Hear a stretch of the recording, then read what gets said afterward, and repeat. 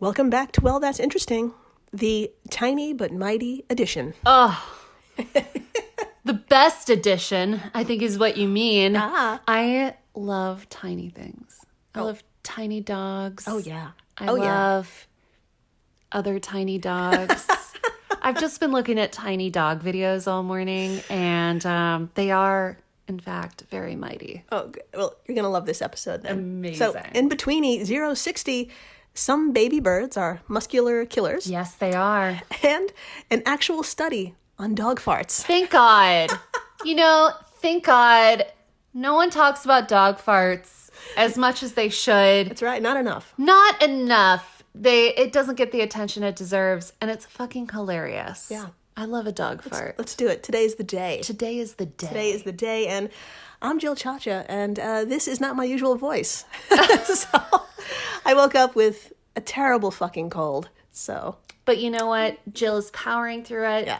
We got her some drugs. So many drugs. We got her some tea. So much tea. We got her, what else did we get her? More drugs. More drugs. We got her the kind of drugs that require an ID to buy. Yeah. The real Sudafed, y'all. That's right. We're not making meth, but we are making podcasts. That's it. And I am with the always supportive and always makes me feel just so good, Oh, stop it. Marissa Riley. Thank you. So good to be here, as always. If this is your first time, welcome to the flock. Welcome. Dr. Riley here comes in cold and learns everything in real time, just like you. It's true. I had no idea what we were going to talk about today, but I'm so happy that one of those things is dog farts. I know. Thank God. They are just so loud and proud about their farts. I aspire to fart like a dog. We all do. We all do. We all should. We should. Yes. Yeah. I guess we should begin. We definitely On that should. note, let's begin today by heading into the woodlands, heathlands, and farmlands of Europe. Oh. And into northern and southern Asia. Ah. It is across this great expanse we find one of nature's miracles. A mother bird laying her single egg. Aww. Aww. Now, specifically, we are watching the common cuckoo hunker down and cop a squat in a nest. Okay, Now, okay. a nest, my friend, that does not belong to her. Okay, that's kind of rude. Yeah. Not going to lie. Odds are that nest, which is already occupied with several other eggs, belongs to a dunnock, meadow pipit, or reed warbler. Just props to saying all of those Yeah. really complicated bird names that When you can't fucking breathe. when yeah. you can't breathe. There's so many consonants in all of those words, and you nailed it like a fucking pro. Thank you. It's really hard to say warbler. Warbler. Warbler? When you're like 40% capacity of breathing. It's hard to say when you're like 90% capacity. Jesus. So, my friends, the common cuckoo is one of many bird species that belongs to a group called avian brood parasites. Oh, fuck yeah. Put that on a tote yesterday. Yeah. Simply put, these birds lay their eggs in nests of other species, forcing the host to raise their offspring. This in turn gives back the time and energy it takes to raise a chick to mama cuckoo, so she can use that to lay more eggs and have more offspring, basically. I get it. I get it. Yeah. It's efficient. Yeah. Is it rude? A little bit. It's a little rude. But you know what? She's just getting a babysitter? I'm not sure. I can't decide. Tell me more. Yeah, it's equal parts clever and sinister on the behalf of the parent, but don't worry, it gets even more so because the apple doesn't fall very far from the tree. What? Cuckoo hatchlings are blind, naked, featherless, determined killers. Oh, shut up. Yeah, and to help explain, Dr. Marissa, I'm going to show you part of a video. Thank God. Yeah, please tell us what you see happening inside the nest of a reed warbler.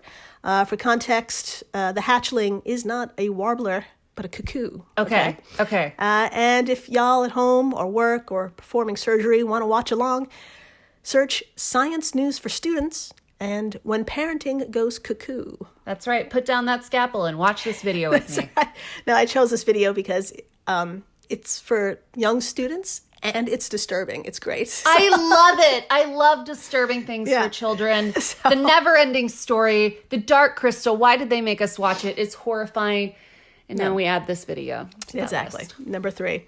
So we're starting around the 2-minute mark. So please, Dr. Marissa, tell us what the cuckoo is doing and eventually what the host parents start doing. Okay. All right. Let me pull it over. Okay. And are you ready? I'm so ready. Please narrate. And if we need to stop, just say pause and etc.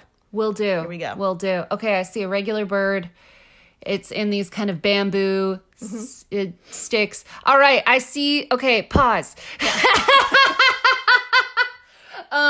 Okay, I see this naked blind hatchling. Yeah. And this is the cuckoo hatchling. Yeah. It is horrifyingly naked and blind.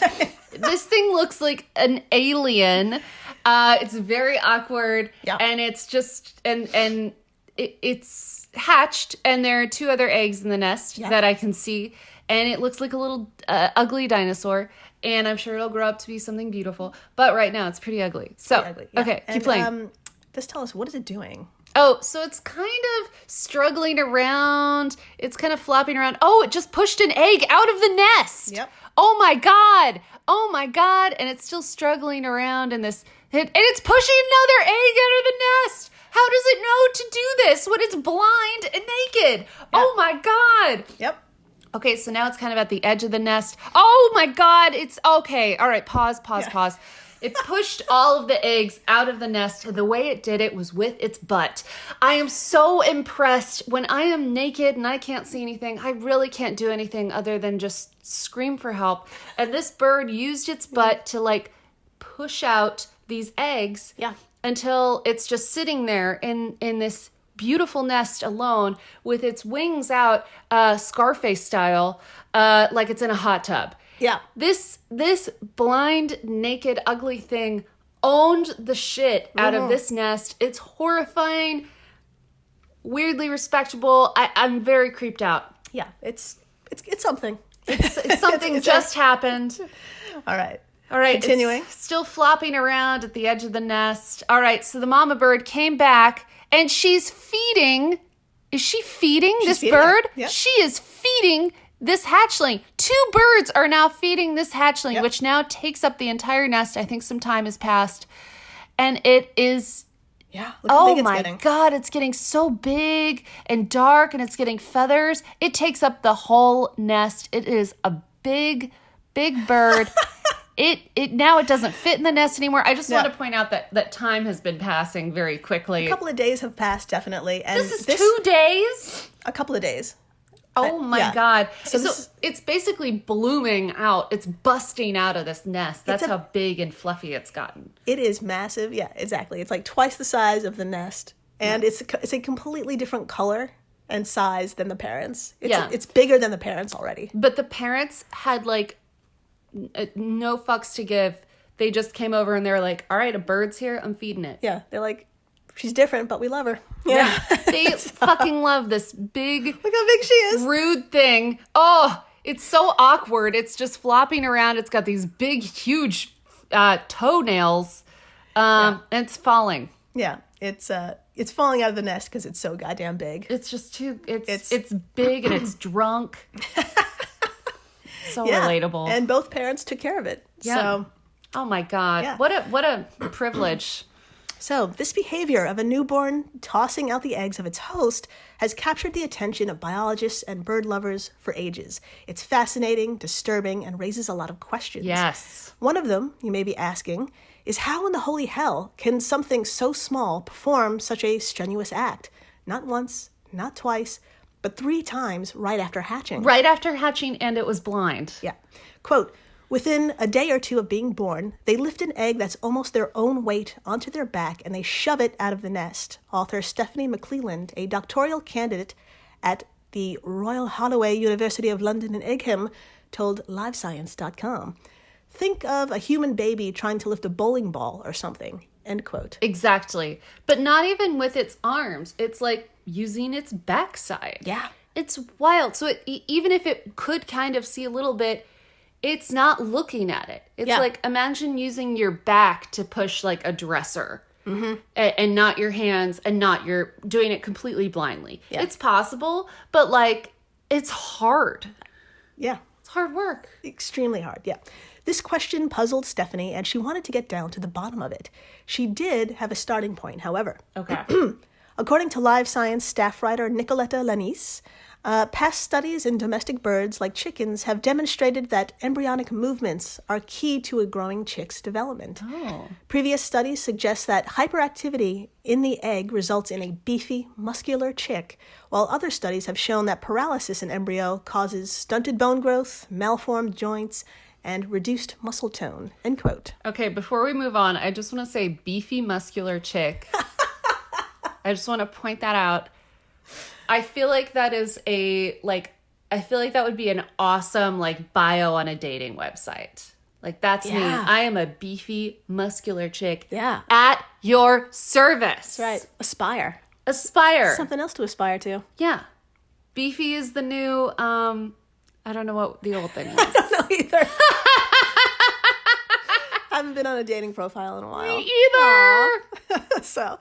So Stephanie McClelland got to thinking, these parasitic chicks are probably little coked up Jane Fondas while developing in the egg. Yeah. She hypothesized embryonic movement is probably way more frequent in avian bird parasites than our non-parasite bird friends. Oh. So to prove this, Stephanie herself is probably one of the most energetic researchers I've come across.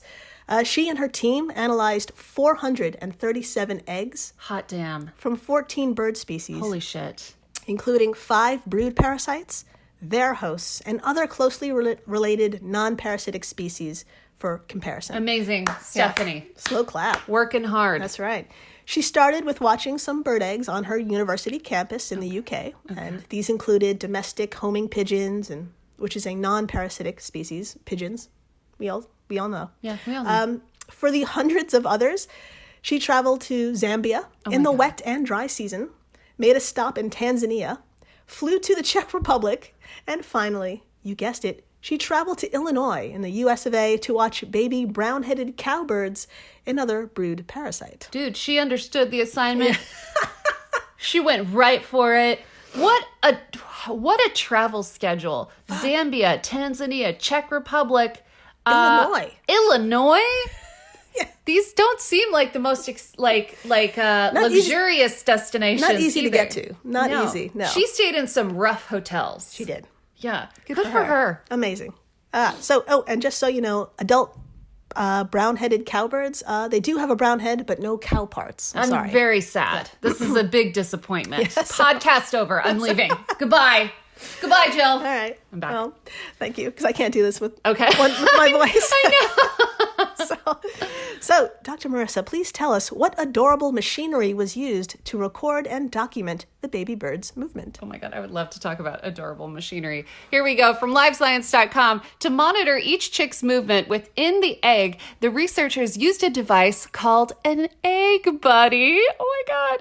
Which shines a beam of infrared light through the egg and records when that beam gets disrupted. For instance, when the bird's muscles twitch. For each egg, the team calculated the embryo movements per minute at 5 time points within its incubation period to see how the growing chick's rate of movement changed through time. The team standardized these time points across species so they would match specific stages of embryonic development. And, quote, I need Stephanie to help me with my life. Super organized. So organized. I'm like, Stephanie, when you're done analyzing these birds and different continents, can you come and do my closet? This is genius. Yeah, move over condo. Move the fuck over. We need Stephanie. Jesus. So there was a lot of watching for the team, but luckily not so much waiting. On average, a small bird's incubation period can be anywhere from 2 weeks to a month. Okay, amazing. And get this, parasitic chicks hatch even faster. What? That brown-headed cowbird, for example, only takes about 10 days. And this is thought to be another survival strategy, as this gives the host parents less time to spot and reject the invader egg, and it gives the invader bird a head start to push the still-growing foster siblings out of the nest. You know, if anyone is more organized than Stephanie, it's these birds. They are on it. Yeah. They're on it in not in the womb, in the egg. They're ready to go. They're not from birth, from before birth. Incredible. Incredible. Speaking of which, back to the study, which came to a not so surprising conclusion. You guessed it. Parasitic species showed higher rates of embryonic movement than their hosts and non-parasitic species. Basically, they work out harder than anyone, except maybe Cher, because her workout tapes are just amazing. Oh, seriously. She's wearing bondage gear while working out and not breaking a sweat. How do you do it, Cher? How do you do it? So now, if you're wondering what may trigger all of this movement, like is it innate, environment, or both? Well, it's not exactly clear so far.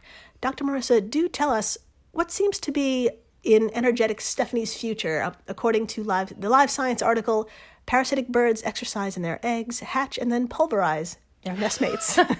First of all, it's the most amazing article title I've ever heard, and we've heard a lot.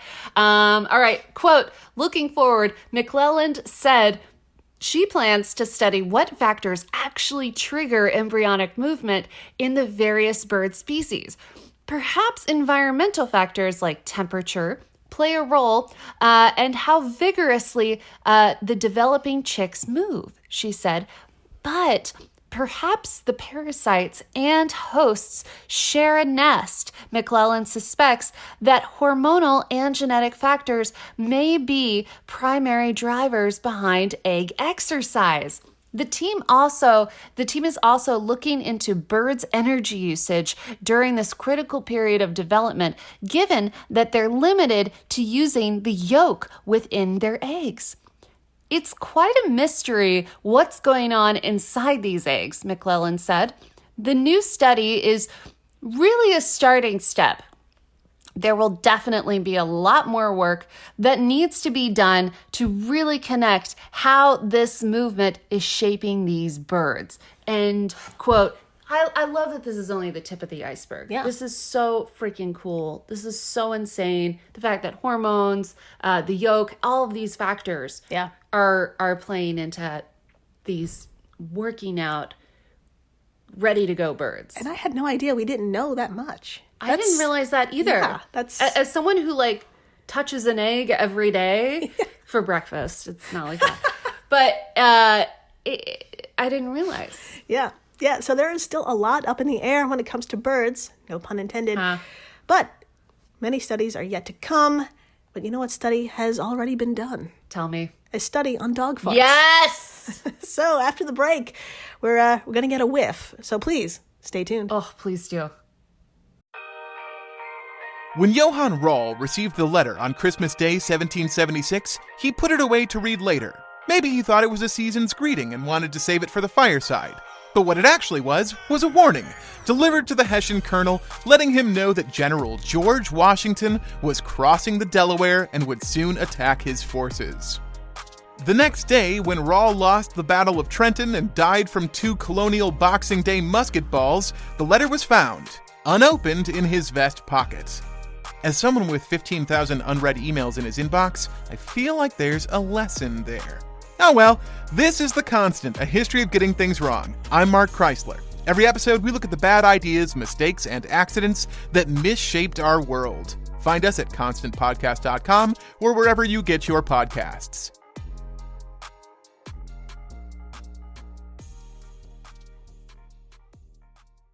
We're the All Creatures Podcast. Each week, Angie and I explore and share amazing details about the many animals we share our world with. Plus, Chris and I are both PhD scientists and educators. So we do the deep dives in the scientific research and then come back and share what we learn in a fun and casual way. We also speak with other scientists, animal experts, activists, and many other conservation enthusiasts from all over the planet. So you can find the All Creatures Podcast wherever you get your podcasts. Hey everyone, Jill Chacha here from Well, That's Interesting, and I am absolutely thrilled to tell you about Spotify for podcasters. I use it, I love it, and it all started by downloading the free Spotify for Podcasters app, which has all the tools you need in one place to record and edit your masterpiece of a podcast. Spotify for Podcasters also distributes your show to all major platforms. So when you hit publish, your episodes will stream not only on Spotify, but I'm talking about the Apples, the Googles, Stitcher, Good Pods, the other ones. You get the idea. And you can monetize your podcast with no minimum listenership required. You could also set up monthly subscriptions and record ads just like this one. So what are you waiting for? Download Spotify for podcasters today and start changing the world. Oh, and please, stay interesting. And we're back. We are so back. We are so back. And my friends, we missed Dog Farting Awareness Day. Fuck. Yes, that holiday took place back on April 8th. Oh. But to dry your tears, I think Dog Farting Awareness Day is every day, if you think about it. Yes, I so agree. The good people over at the Waltham Center for Pet Nutrition certainly believe it is anyway. Thank God for them. Back in 2001, this UK-based research center answered the question no one asked. What are dog farts made of, and can they be less stinky? Amazing questions. Well done. Yeah. To find out, researchers hitched up their pants and designed, quote, a non-invasive technique to investigate dog flatulence in real time. Amazing. A special doggy jumpsuit with a tail hole, a dog fart suit, end quote. I just feel like all of my dreams are coming true right now. This is the best combination of words I've ever heard. I just want to point out doggy jumpsuit, tail hole, dog fart suit. I just can't believe how happy I am right now. There's like tears in my eyes. This is the best thing we've ever taking off her talked glasses. about. Oh Yeah. my God. She's wiping her eyes. Okay, tell me more about the dog fart suit. Okay. That quote is from the good people over at Scientific American. Extra bonus points to post.bark.co for calling it a toot and tux. Oh my God, I'm done. I'm out. Marissa's out. No. It's amazing. Come back again. Okay, I'm back. Okay. So, Dr. Marissa, I have a diagram of said toot and tux Amazing. That the volunteer dogs wore. Please tell us what you see and describe it with your best fashion words as to what this thing looks like. Nothing would make me happier. All right. What we are looking at kind of looks like a human life vest, but it's not. It is kind of like when you put like a little raincoat on a dog. Yeah. Except it covers, like, I would say, from the neck to a little bit past the tail. It's like it's a little cover, and then it's got some straps to make sure it's held onto the dog. It's got a little space for the tail, and it looks like it includes some sort of diaper situation and some tubes. And I have a feeling you will tell me how all of those things work in tandem. You're absolutely right. Yeah. This, of course, this diagram and some stills of that video we saw will be on all of our social media, so please come on by and Amazing. Take a look at the cuteness. This little coat is, it kind of looks like a cross between a life preserver and a raincoat. Yes. And has a few nifty attachments to capture dog farts. Amazing. There's a sulfur gas detecting pump near the dog's butt, and it comes with a disposable paper underpant to, quote, protect the sampling device from external interference and help maintain proximity of the tubing to the anus, end quote. So it's a diaper. It's a diaper. It's a diaper for farts. Yeah. It's a fart diaper. I am a grown woman. It's fine. I have an inner child. Okay. Okay. And that quote was from the studies section, collection and analysis of rectal gases. That was an actual section. Now, farts are made of multitudes, including nitrogen, oxygen, carbon dioxide, hydrogen, and methane. Amazing. But, for real, it's sulfur gases, particularly hydrogen sulfide, that's behind the stink. Ah. So, Dr. Marissa, please tell us, how do they go about measuring these dog farts? And yes, I said those words. Yes. So. Yes, you did. You said so many great words just now. Okay.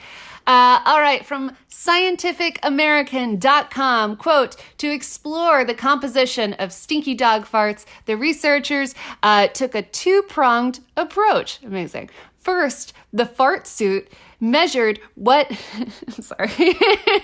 the fart suit measured what the dogs were dishing out, specifically hydrogen sulfide concentrations in parts per million.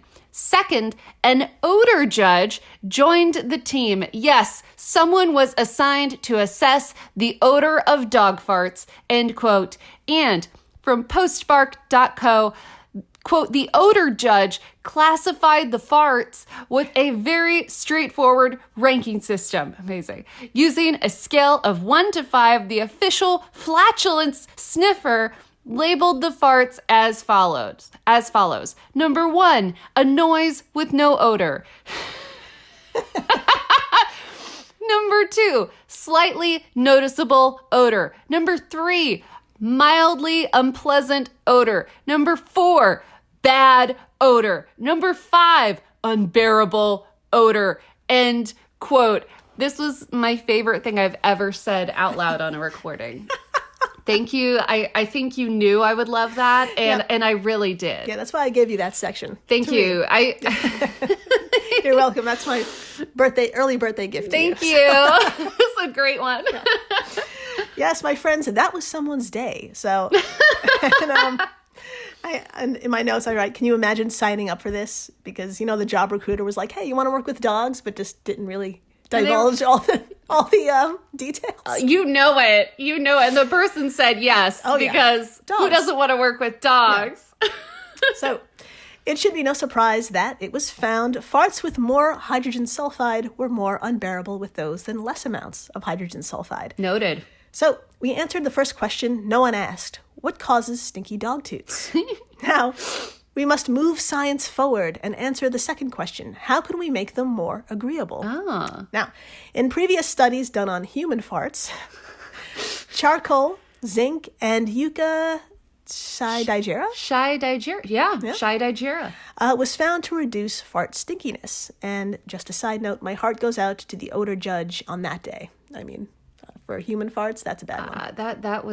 I'm sorry for that odor judge. Yeah, I would definitely choose to be a dog fart odor judge.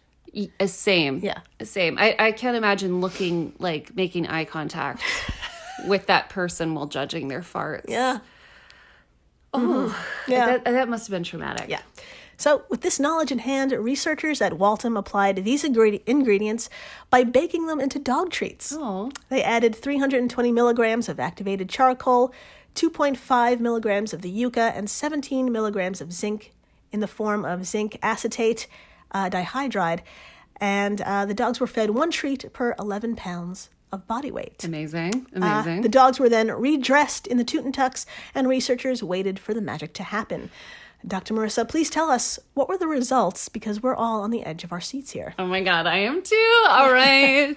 Quote, the treats with the 3 ingredients did the trick. Oh my God.